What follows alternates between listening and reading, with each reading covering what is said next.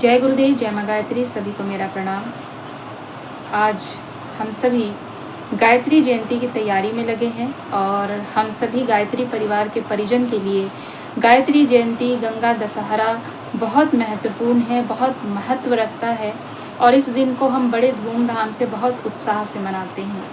इसके कई कारण हैं। एक तो इस दिन भगीरथ ऋषि जी ने माँ गंगा को धरती पर अवतरित किया था, सभी जन समुदाय के लिए इसे सर्वसुलभ किया था। और इसके साथ ही साथ महर्षि विश्वामित्र जी ने माँ गायत्री को, गायत्री मंत्र को जन समुदाय के लिए सर्वसुलभ किया था, जो सभी को अधिकार प्राप्त कराया था।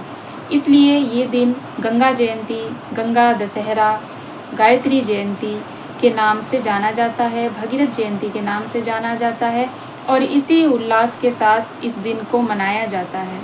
जैसे हम सभी अपने जन्म दिवस को मनाते हैं, ठीक उसी प्रकार से हम माँ गायत्री के इस अवतरण दिवस को मनाते हैं, माँ गंगा के अवतरण दिवस को मनाते हैं। यानी कि जब वो धरती पर अवतरित हुई थी तो इस उपलक्ष्य में हम इनका जन्मोत्सव मनाते हैं, इनका जन्मदिन मनाते हैं, इनकी जयंती मनाते हैं। और दूसरा महत्वपूर्ण कारण यह है कि आज के दिन हम सबके परम पूज्य गुरुदेव पंडित युग ऋषि श्री राम शर्मा आचार्य जी ने आज के दिन माँ गायत्री में स्वयं को विलीन कर दिया था। युग ऋषि वे हैं जिन्होंने गायत्री परिवार की स्थापना की, जिन्होंने गायत्री मंत्र को इस युग के भगीरथ बनकर जन समुदाय के लिए इसे सुलभ बनाया। जिस गायत्री को बंद कोठरी में लॉक कर दिया गया था, जिसे कहीं विलुप्त कर दिया गया था, जिसे कारावास में बंद कर दिया गया था कि यह हर किसी के लिए सुलभ नहीं है, इसे कोई नहीं जप सकता, से केवल कुछ ब्राह्मणों के अलावा, उस कारागार से माँ गायत्री को मुक्ति दिलाकर परम पूज्य गुरुदेव ने अपने तप, अपने त्याग के बल पर, अपनी तपस्या के बल पर आज हम सब के बीच में इसे सुलभ किया है। आज हम सब जो गायत्री मंत्र जपने का अधिकार प्राप्त कर पाए हैं, वो सब हमारे परम पूज्य गुरुदेव की वजह से प्राप्त कर पाए हैं।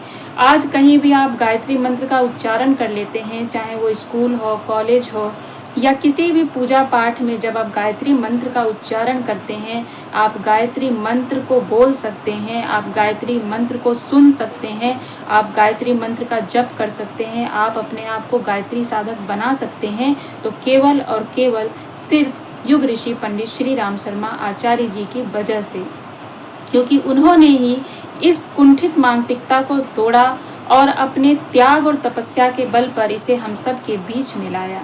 24 वर्षों तक उन्होंने 24 महापुरुष शरण करके गायत्री को सिद्ध किया। गायत्री को सिद्ध करके उन्होंने स्वयं को गायत्री में बनाया, अपना जीवन गायत्री मंत्र के 24 अक्षरों पर जिया और उसके आधार पर उन्होंने हम सभी को इसका अधिकार दिया।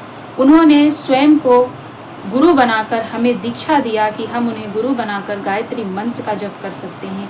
अन्यथा आज भी ऐसी कोरी मान्यताएं भरी पड़ी हैं, जगह जगह पर पूज्य गुरुदेव के विरोध होते हैं, जगह जगह पर माँ गायत्री के विरोध होते हैं और लोग कहते हैं कि गायत्री मंत्र का उच्चारण नहीं करना चाहिए, गायत्री मंत्र का जप नहीं करना चाहिए, इसका अधिकार स्त्रियों को नहीं है, इसका अधिकार शूद्र को नहीं है, इसका अधिकार ब्राह्मण को छोड़कर किसी को नहीं है। ये सारे अधिकार हमने प्राप्त किए तो केवल और केवल अपने परम पूज्य गुरुदेव युग ऋषि पंडित श्री राम शर्मा आचार्य जी की बदौलत।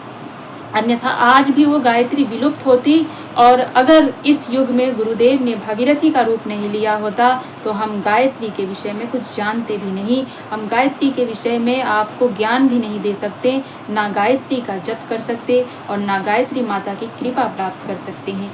यह सब कुछ केवल और केवल संभव हो पाया है तो इस युग ऋषि, इस युग के भगीरथ पंडित श्री राम शर्मा आचार्य जी की त्याग, तपस्या और अपना जीवन के अनमोल क्षण को इस संसार के लिए दान करके उन्होंने ये अधिकार हमें दिया है। अन्यथा आज भी हम सब वंचित होते, आज भी माँ गायत्री किसी कारागार में बंद होती, आज भी माँ गायत्री को विलुप्त कर दिया गया होता और आज भी इसका प्रयास जारी है। लेकिन गुरुदेव ने कहा कि इस जीवन को मैं अर्पित कर दूंगा गायत्री मंत्र को उस कारागार से मुक्ति करने में, और उन्होंने मुक्त कराया और आज हम सब के बीच उसे प्रसारित भी किया। आज हम सब पूरे अधिकार के साथ कह सकते हैं कि हम गायत्री का जप कर सकते हैं। गायत्री की दीक्षा हमें गुरुदेव ने दिया। गायत्री मंत्र का जप करना तो दूर की बात है, कोई गायत्री मंत्र की दीक्षा देने के लिए आपका गुरु तक नहीं बन सकता, लेकिन पूज्य गुरुदेव और माता भगवती ने इसके लिए स्वयं को आगे किया और उन्होंने हमारे गुरु बनकर इसका अधिकार और दीक्षा हमें प्रदान की, ताकि हम गायत्री मंत्र का जप कर सके, ताकि हम गायत्री मंत्र को अपने अंदर धारण कर सके और हम गायत्री मय अपना जीवन बना सके, गायत्री का लाभ प्राप्त कर सके। ये सब केवल और केवल पूज्य गुरुदेव के बदौलत हुआ है। और आज गायत्री जयंती के दिन हम उनके महाप्रायण दिवस को मनाकर उनको श्रद्धांजलि अर्पित करते हैं, उनके लिए अपनी श्रद्धा अर्पित करते हैं, उनके लिए सम्मान अर्पित करते हैं और बहुत उल्लास के साथ इस दिन को मनाते हैं।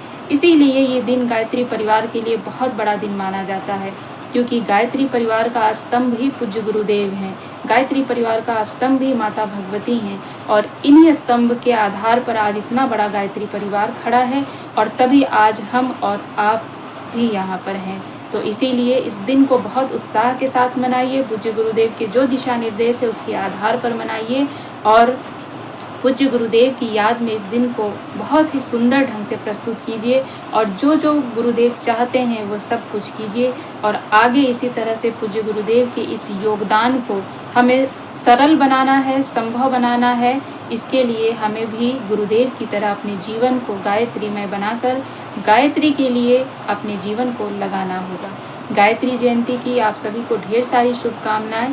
बहुत संक्षेप रूप में हमने आपको गायत्री और गुरुदेव का परिचय बताया है।